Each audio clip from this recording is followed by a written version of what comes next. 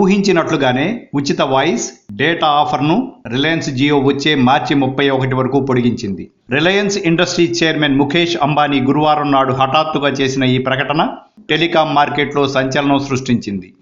Jio stake హోల్డర్ను ఉద్దేశించి ముఖేష్ అంబానీ దాదాపు 25 నిమిషాల పాటు మాట్లాడారు.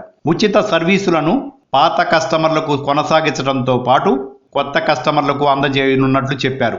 డిసెంబర్ 4వ తేదీ నుంచి Jio happy new year offer JNOను ప్రారంభిస్తున్నాం.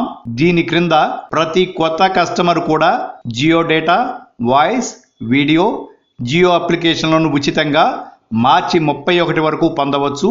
ఈ ఆఫర్ను పాత కస్టమర్లకు కూడా అందిస్తున్నాం అని ముఖేష్ అంబానీ వెల్లడించారు. డిసెంబర్ చివరి వరకు ఉచిత సర్వీసులను ఆఫర్ చేయనున్నట్లు గత సెప్టెంబర్ 4న ముఖేష్ ప్రకటించారు. అయితే కొత్త ఆఫర్ కింద దీన్ని మార్చి చివరి వరకు పొడిగిస్తున్నట్లు తెలిపారు.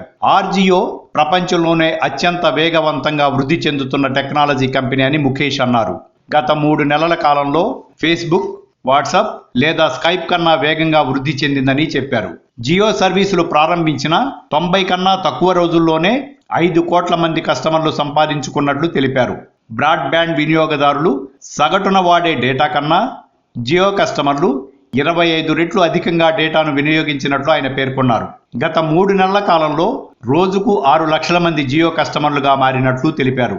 2 లక్షల అవుట్లెట్లలో ఈకేవైసీ విధానాన్ని అందుబాటులోకి తీసుకురావడం వల్ల కస్టమర్ల సంఖ్య పెరిగే అవకాశం ఏర్పడింది. గత 83 రోజుల్లోనే వినియోగదారుల సంఖ్యను 5 కోట్లకు చేర్చిన జియో వచ్చే మార్చి నాటికి అలవోకగా ఈ సంఖ్యను 10 కోట్లు దాటిస్తుందని మార్కెట్ వర్గాలు అంచనా వేస్తున్నాయి.